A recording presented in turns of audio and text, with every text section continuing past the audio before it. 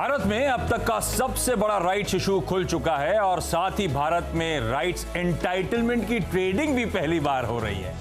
Reliance industries के इस 53,000 crore rupees से ज्यादा के राइट्स इशू को लेकर हम तक आपके कई सवाल पहुंचे हैं, जैसे कि राइट्स इशू के लिए कब और कितनी पेमेंट देनी होगी, राइट्स एंटाइटलमेंट का ट्रेड कैसे हो रहा है, डिलीवरी लेनी होगी या नहीं, या फिर ऐसे ढेरों सवाल हैं जिनके जवाब एक आप लोग चाहते हैं वन पॉइंट डेस्टिनेशन के तौर पे नजर आए।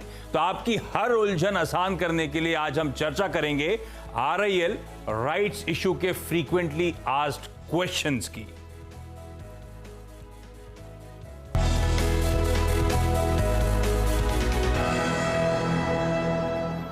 हाँ, तो FAQs यानी कि तमाम जो उलझने हैं आपकी फ्रीक्वेंटली आस्क्ड क्वेश्चंस रहे इस राइट्स इशू को लेकर, उन्हीं क्वेश्चंस को सुलझाने की कोशिश होगी अगले आधे घंटे में। मदद करने के लिए होंगे KR चौकसी सिक्योरिटीज के देवेंद्र चौकसी और साथ साथ ट्रैकॉम स्टॉक ब्रोकर्स के पार्थिव शाह। आप दोनों का स्वागत है। तो ढेरों सवाल हैं आप सबके जहन में, एप्लीकेशन, पेमेंट मैकेनिज्म वगैरह से रिलेटेड, उन सब पे हम टच अपॉन करेंगे। लेकिन सबसे पहले इस राइट्स इशू की कुछ बेसिक डिटेल्स आप लोग के साथ शेयर कर दूं। 20 मई को खुला था और ये जो मेगा राइट्स इशू है जून 3 को, ध्यान रखें, बंद होने जा रहा है। और इसमें हर 15 शेयर्स जो आपके पास रिकॉर्ड डेट पर थे उसके बदले आपको एक राइट्स एंटाइटलमेंट मिल रहा है, एक राइट शेयर मिलेगा जिसकी कीमत तय करी गई है। डॉक्टर साहब वो ग्राफिक स्क्रीन पर लेकर आइएगा, 1257 रुपीज की। अब इसका पेमेंट शेड्यूल भी आप लोग की स्क्रीन पर आएगा। एक मुश्त ये पैसा हम लोग को नहीं देना है। जब हम एप्लीकेशन मनी देंगे तब हमें सिर्फ 25% पैसा देना है, जो कि जून 3 तारीख तक देना है, 314 रुपए 25 पैसे। उसके बाद पहला ट्रांच जो है दरअसल 1 साल बाद ऑलमोस्ट मई 2021 में आएगा और तब 25% के ऊपर दूसरा 25% अमाउंट देना होगा और बचा हुआ जो बैलेंस 50% है वो हम लोग को नवंबर 2021 में उसका भुगतान करना है। और वैसे इस राइट्स को लेकर कोई भी दिक्कत हो, कोई भी कंफ्यूजन हो, तो ये FAQs के जरिए तो हम लोग उन उलझनों को सुलझा ही रहे हैं। और वेबसाइट का एक डिटेल भी आएगी, rights.kfintech.com। यहां पे जाइएगा, सब कुछ आसान शब्दों में, सब कुछ इजीली एक्सेसिबल आपको मिल जाएगा इस पूरे इशू के बारे में। अच्छा, इस राइट्स को लेकर तो सवाल होंगे ही होंगे, लेकिन इस मेगा राइट्स इशू के साथ एक और हम लोग के लिए नई चीज आ गई है, राइट्स एंटाइटलमेंट, जो पिछले कुछ दिनों से आप देख रहे हैं ट्रेड होते हुए। अब इसको लेकर भी कुछ कंफ्यूजन है। अब 20 से लेकर 29 मई तक ये राइट्स एंटाइटलमेंट वाले शेयर ट्रेड हो रहे हैं और पहली बार राइट्स एंटाइटलमेंट शेयर्स की ट्रेडिंग हो रही है। तो मैं आज ज्यादा फोकस, क्योंकि सबसे ज्यादा क्वेरीज मैं और शैल सर जब बातचीत कर रहे थे इट्स राइट्स एंटाइटलमेंट को लेकर आ रही हैं। तो देवेंद्र सर, शुरुआत इसी के साथ करना चाहूंगा। पहले तो हम सबको ये समझाइए, राइट्स एंटाइटलमेंट वाले शेयर ट्रेड हो रहे हैं, ये है क्या आसान शब्दों में? आशीष, एक सिंपलेस्ट पॉइंट ऑफ व्यू से कहे तो एक सेपरेट सिक्योरिटी है, जिसका एक सेपरेट ISIN नंबर है, जिसको हम पार्टली पेड अप रिलायंस के शेयर्स बोल सकते हैं। उसके अंदर ये राइट्स के शेयर्स आपको ट्रेड करने की एक सुविधा मिली हुई है। फर्स्ट टाइम इंडिया के अंदर रेगुलेटर ने एक्सचेंज प्लेटफॉर्म के ऊपर राइट के शेयर्स को, हम लोग जो पहले रिनाउंसिएशन बोलते थे फिजिकल फॉर्म के अंदर, वो राइट के शेयर्स को रिनाउंसिएशन करने की एक रेगुलेटर ने एक यहाँ पे सुविधा दी है। तो एक अच्छी सुविधा दी है। It is basically saving the grey market activity in the right shares. At the same time आपको जो इन्वेस्टर की तरफ से आपको जो नए शेयर्स बाय करने हैं राइट्स के, तो आप एक्सचेंज प्लेटफॉर्म के ऊपर ले सकते हैं। Since it is a separate ISIN, separate security, तो आपके रिलायंस के एग्जिस्टिंग शेयर्स है उसको एक अलग तरीके से अलग अकाउंट में रखे हैं, ये आपके अलग ISIN नंबर के अंदर रखे हैं। तो इतनी क्लैरिटी मेरे ख्याल से सबसे पहले मैं रखना चाहूँगा। आप डेफिनेटली जिसको राइट एंटाइटलमेंट आया है शेयर्स का, वो अपने राइट एंटाइटलमेंट्स मार्केट के अंदर दूसरे कोई शेयर होल्डर को खरीदना है तो उसको बेच सकते हैं। तो ये एक अच्छी सुविधा ये इशू के अंदर की गई है। For the first time in India this is happening. तो पार्थिव, इसका मतलब कई लोगों ने पूछा था कि साहब हमारे पास तो राइट्स का शेयर अकाउंट में ऑलरेडी रिफ्लेक्ट कर रहा है, जिनके पास 15 शेयर थे रिकॉर्ड डेट पे, उनके पास एक शेयर रिफ्लेक्ट कर रहा था। वो दरअसल राइट्स का शेयर नहीं है आपके अकाउंट में, वो राइट्स एंटाइटलमेंट जो है आपके पास वो शेयर रिफ्लेक्ट कर रहा है, जिसे आप चाहें तो ट्रेड कर सकते हैं, है ना? एब्सोल्युटली, जैसे देवेंद्र जी ने बहुत राइटली समझाया हाँ, कि ये जो अलग से शेयर, राइट, एंटाइटलमेंट का शेयर, हाँ, जो काफी रिलायंस के शेयर होल्डर जिनके पास रिकॉर्ड डेट तक के शेयर थे जो था 14th ऑफ मई, तो उनको एडवांस में, बिफोर ये शेयर लिस्ट हुआ, एडवांस में उनके डीमैट में क्रेडिट हो गया। और अच्छी सुविधा ये भी थी कि सबको उसका ऑलमोस्ट एसएमएस आया जिनका मोबाइल नंबर डीमैट में रजिस्टर्ड था। तो काफी लोगों को इसका पता भी चला कि इतने शेयर्स मेरे लिए एंटाइटल्ड है। उस हिसाब से उन्होंने जब ये लिस्टिंग किया तो ये जो एंटाइटलमेंट वाले शेयर्स है उसको ट्रेड टू ट्रेड में रखा है। उसका कहने का मतलब ये है कि इस शेयर्स के अंदर अंटिल 29 कोई इंट्राडे ट्रेडिंग नहीं कर सकता। ओनली ऐसे जेन्युइन इन्वेस्टर जिनको ये एंटाइटलमेंट मार्केट में प्रीमियम देके खरीदने हैं, या तो अगर उनके पास ये क्रेडिट पड़े हैं डीमैट में और उनको ये रिनाउंस करने और बेचने हैं, तो वो मार्केट में एक फेयर मैकेनिज्म के तौर बेच सकते हैं। तो बहुत ही फैंटास्टिक मैकेनिज्म है। पास्ट में मेरे को याद है कि पहले लेटर्स आते थे घर पे कि अगर आपके पास राइट्स के एंटाइटलमेंट है तो हम खरीदना चाहते हैं, आप मेरे को ऑफ मार्केट कीजिए, मैं इतना पैसा दूंगा। यहाँ पे जो प्राइस डिस्कवरी मैकेनिज्म है बहुत ही क्लीन तरीके से हो रही है ऑन द एक्सचेंज प्लेटफॉर्म। जी नमस्कार देवेन भाई, पार्थिव जी, आपका भी स्वागत है मार्केट्स टुडे में। मैं शैल बोल रहा हूँ न्यू दिल्ली स्टूडियोज से। एक इंटरेस्टिंग बात मैं आपको ये बताना चाह रहा था कि बहुत लोग ये समझ रहे हैं कि उनको राइट्स ऑलरेडी मिल चुका है।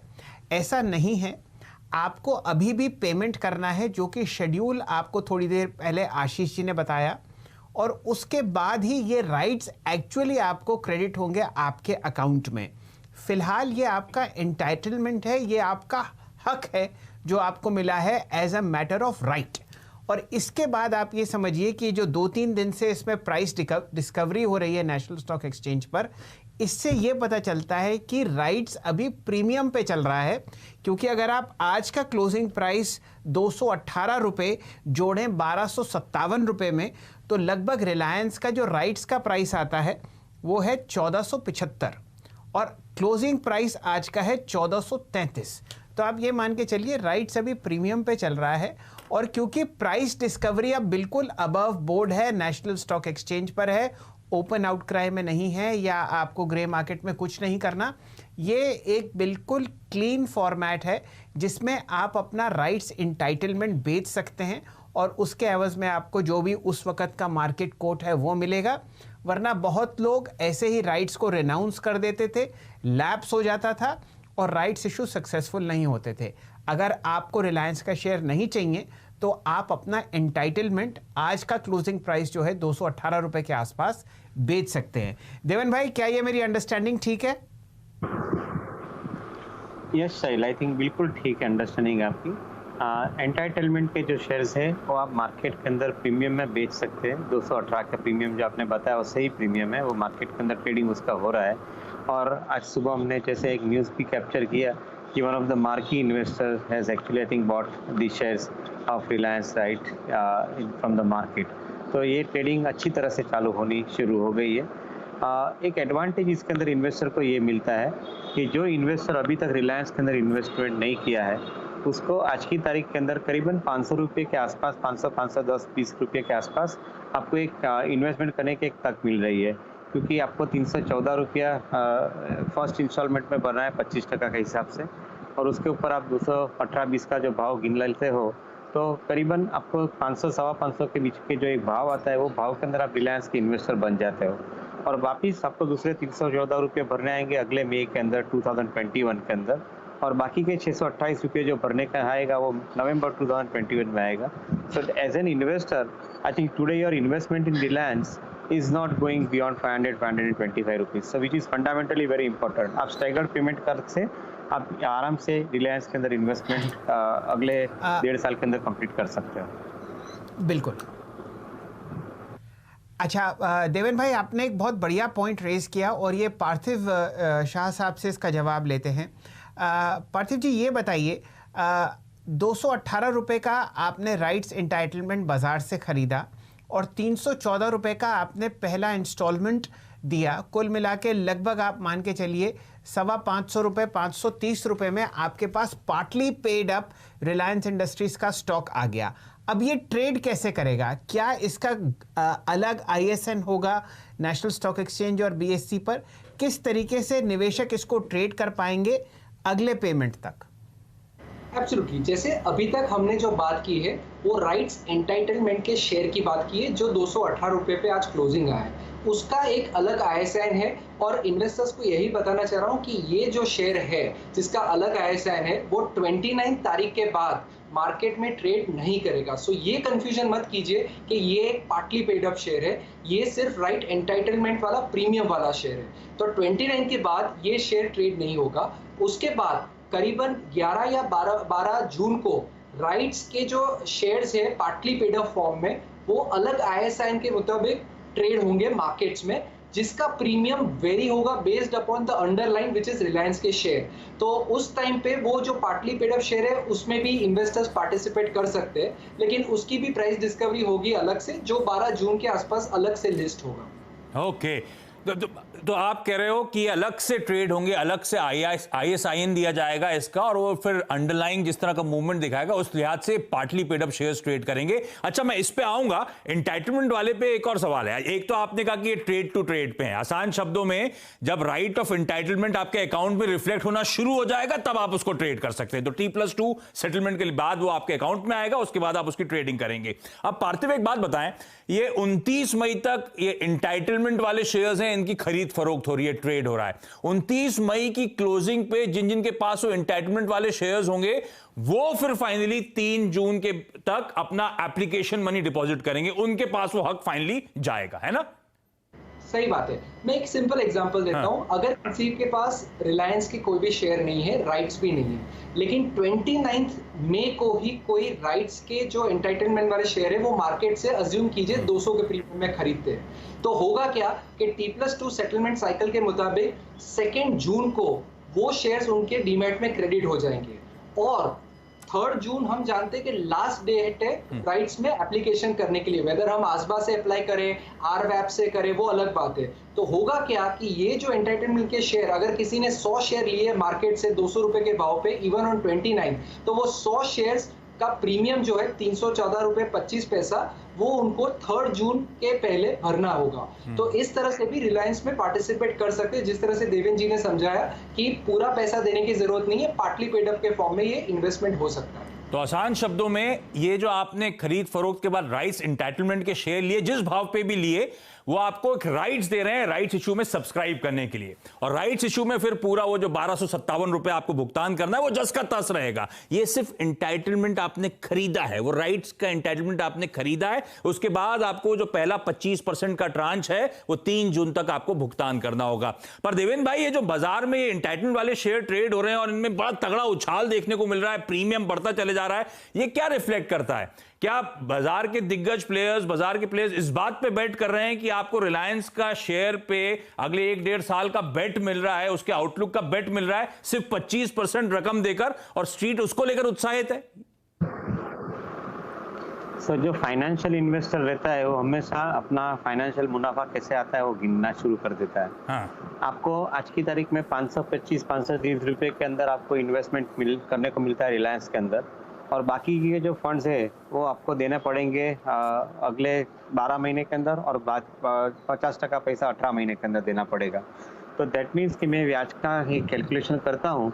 Suppose if I take for a calculation से 10% रेट फैक्टर इंटरेस्ट का लेके चलता हूँ, तो करीबन मेरे को 100 रुपये का फायदा आज की तारीख में बाजार भाव से मिल रहा है। So what I will do is basically instead of buying eight 1435 in the market, I am buying eight 1335 in the right. That is how I am calculating currently. तो और मेरे को पैसा भी आपको देना है 12 महीने और 18 महीने के अंदर, तो दैट मीन्स कि I can do the staggered buying. So मेरे पास आज की तारीख में लिक्विडिटी शायद कम है, तो मेरे को एक अपॉर्चुनिटी मिल जाती है कि मैं 18 महीने तक ये पैसा आराम से भर सकता हूँ और ये कंपनी के अंदर आई थिंक इन्वेस्टमेंट कर सकता हूँ। तो जो नए इन्वेस्टर कंपनी के अंदर आते हैं उनके लिए एक सुविधा हो जाती है, क्योंकि उनको आज की तारीख में 1435 में शेयर नहीं खरीदना पड़ता है, उनको करीबन 525-530 पे शेयर खरीद के अपना इन्वेस्टमेंट वो बना सकते हैं अगले 12 महीने 18 महीने के अंदर। तो ये सबसे बड़ा एडवांटेज है। That is why it is basically giving an excitement to the financial investor. आज मैं एक सिंपल कैलकुलेशन के हिसाब से करूँ तो लगभग 525 के आसपास मैं बाई करता हूँ, तो I can buy almost 3 shares of Reliance as against I think buying 1 share. So that is the advantage that I am getting currently to become the shareholder by becoming a shareholder in Reliance. जी देवेन भाई, आपने बहुत अच्छी तरीके से समझाया कि कम rate में आप बिल्कुल वही ग्रेवी ट्रेन राइड कर सकते हैं जो रिलायंस का मेन स्टॉक चढ़ेगा या बढ़ेगा थोड़े समय बाद। पार्थिव जी, एक प्रश्न का और जवाब दीजिए। अब मान लीजिए सेकंड कॉल आपको आती हुई दिख रही है मई 2021 में, जब आपको 314 रुपये 25 पैसे और जमा करने हैं, तो ये जो second partly listed stock price होगा, पहला वाला एक्सटिंग्विश हो जाएगा और उसकी जगह अब आप उसमें 314 रुपये और जोड़ देंगे। करेक्ट। सो बेसिकली जब दूसरा कॉल ऑप्शन आएगा तो उस टाइम पे ये होगा कि इन्वेस्टर्स को एक डेडलाइन मिलेगी कि ये जो बाकी का जो ट्रेंच का जो पैसा है वो उनको पे करना रहेगा, और उसके बाद जो मार्केट में जो पार्टली पेड अप जो शेयर है वो सेकेंड ट्रेंच के पेमेंट के बाद का रिफ्लेक्शन करेगा अलॉन्ग विद दी अंडरलाइन जो ऑलरेडी रिलायंस का प्राइस उस समय जो चल रहा हो। एक चीज समझने की बात ये है कि अज्यूम कीजिए कि जब अगर सेकेंड ट्रेंच की बारी आती है और तब अगर रिलायंस का कोई हिसाब से अगर रीरेट हो जाता है और शेयर का जो अंडरलाइन प्राइस है आज जो 1450 के आसपास चल रहा है, अगर वो 1600 चल रहा होगा तो पार्टली पेड अप की भी वैल्यू काफी उस हिसाब से बढ़ जाएगी। तो काफी इन्वेस्टर्स ऐसा ना सोचे कि मैं जब सेकेंड ट्रेंच आएगा तब मैं पार्टली पेड अप में ट्राई करूंगा, क्योंकि तब तक अगर कोई कॉर्पोरेट एक्शन होता है या फंडामेंटल्स और इंप्रूव होते हैं तो उसका प्रीमियम भी बढ़ जाएगा। और कॉन्ट्रा भी हो सकता है कि उस टाइम तक अगर कोई रिबेट करना चाहे, अगर रिलायंस का डी वैल्यू होता है in terms of the share price, तो उस टाइम में थोड़े डिस्काउंट में भी मिल सकते हैं। तो ये पूरी गेम है डिपेंडिंग ऑन द फैक्ट कि इन्वेस्टर्स को रिलायंस का शेयर कौन से लेवल पे अट्रैक्टिव लगता है फॉर लॉन्ग टर्म इन्वेस्टमेंट। अच्छा, क्योंकि हमने बात करी ये जो पहले एप्लीकेशन मनी देकर शेयर ट्रेड होना शुरू हो जाएंगे एक सेपरेट ISIN के अंतर्गत, अब क्योंकि 25% का हम भुगतान करने वाले हैं कुल राइट इशू का, और आपने पार्थिव का अंडरलाइन के हिसाब से ट्रेड करेगा, तो मोटा मोटी एज अ शेयर होल्डर मैं समझूं कि 1/4 के वैल्यू के आसपास अंडरलाइन के ये ट्रेड होता हुआ नजर आएगा, ऐसा मान के चलूं। और दूसरा, ये ट्रेडिंग जब तक होती रहेगी जब तक मई 2021 की रिकॉर्ड डेट नहीं आती है ना, ये खरीद फरोख्त तब तक चलती रहेगी। फिर रिकॉर्ड डेट के पास जिसके पास वो शेयर होगा उस दिन पे वो अगली ट्रांच का भुगतान करेगा, है ना? ये आसान शब्दों में सही समझा मैं? बराबर है, लेकिन दो और ट्रेंच होंगे जब तक लास्ट ट्रेंच खत्म नहीं होता और जो पार्टली पेड अप है वो फुल्ली पेड अप नहीं होता, तब तक ये particular partly paid up share का मार्केट में ट्रेडिंग रहेगा। और जब फुल पेमेंट हो जाता है, वो फुल पेमेंट होने के बाद वो particular partly paid up fully paid up होके जो एग्जिस्टिंग रिलायंस है उसके ISIN के अंदर वो मर्ज हो जाएगा। ठीक बात। तो अब नवंबर 2021 का जब फाइनल पेमेंट हो जाएगा 50% शेष राशि का, उसके बाद ये पार्टली पेड अप जो शेयर्स हैं ये फुल्ली पेड अप हो जाएंगे, और जब फुल्ली पेड अप हो जाएंगे तो रिलायंस के जो मौजूदा शेयर ट्रेड हो रहे हैं उनके साथ इनका ए शेयर्स भी वहां पे मर्ज होते हुए नजर आएंगे, और फिर सारे शेयर्स एक ही ISIN के अंदर ट्रेड होंगे। उम्मीद करता हूं अब तक जो डिस्कशन हुआ है आसान शब्दों में आप सबको समझ में आया होगा, क्योंकि बहुत सारे सवाल थे और हमने सोचा था डिटेल में आज ये समझा जाए कि एंटाइटलमेंट दरअसल है क्या। अभी भी कुछ सवाल हम सबके जहन में जो आप लोग ने हमें भेजे भी थे, पार्थिव से और देवेंद्र सर से ब्रेक के उस पार भी इस बातचीत को हम लोग कंटिन्यू करेंगे।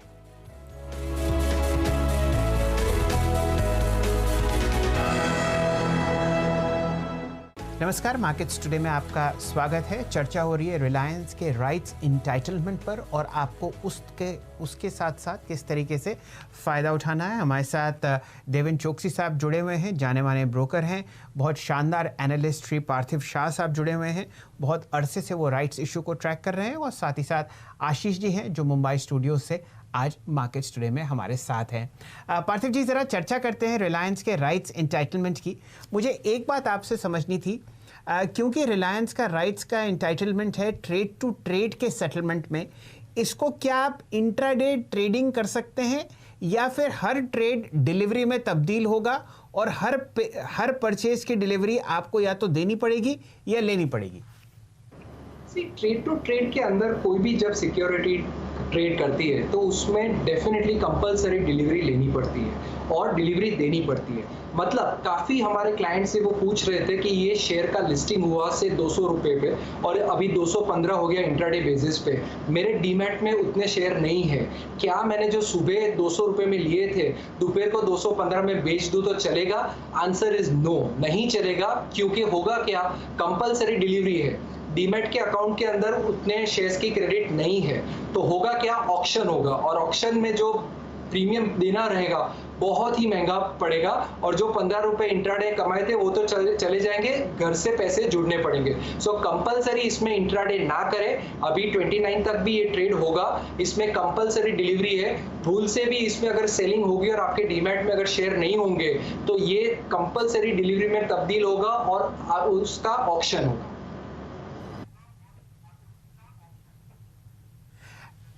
जी पार्थिव जी, एक बात और क्लैरिफाई करिए।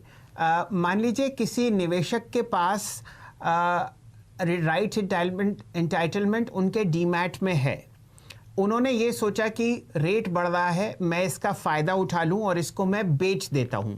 आज के दिन मान लीजिए ट्यूसडे को उन्होंने ये किया, सुबह प्राइस बढ़ता हुआ दिखा और उन्होंने बेच दिया।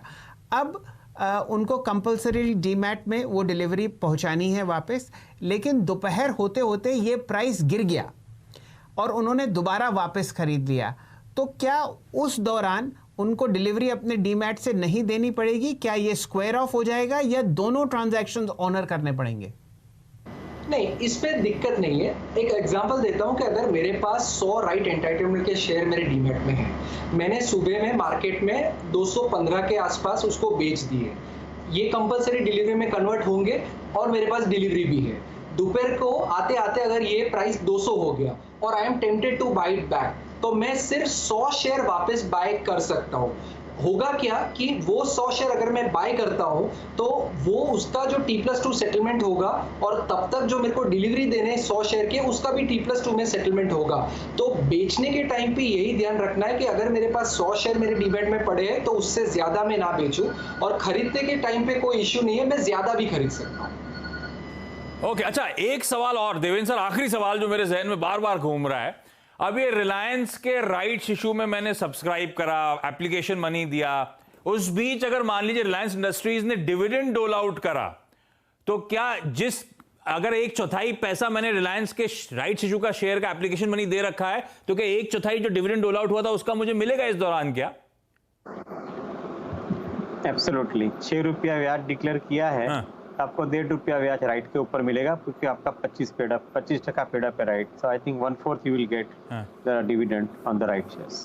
ओके, तो अब फर्स्ट ट्रांच जब एप्लीकेशन मनी दिया 1/4 पैसा दिया था, तो अगर डिविडेंड डोल आउट होता है इस बीच में तो उतना मिलेगा। मई 2021 के बाद आधा पैसा दे चुके होंगे हम लोग, तो जो भी डिविडेंड रिलायंस के शेयर का आ रहा होगा उसका आधा पैसा फिर हमें प्रोपोर्शनेटली जिस स्टेज पे खड़े होंगे उतना पैसा हमारे पास वो डिविडेंड का आएगा। तो उम्मीद करता हूं इस खास पेशकश के दौरान आपकी जितनी क्वेरीज होंगी, खास तौर पे सबसे इंपॉर्टेंट ये एंटाइटलमेंट शेयर्स को लेकर और ये पार्टली पेड अप शेयर्स की ट्रेडिंग को लेकर, मेरे ख्याल से सारे क्वेश्चंस हमने कोशिश करी है आसान शब्दों में सॉल्व करने की।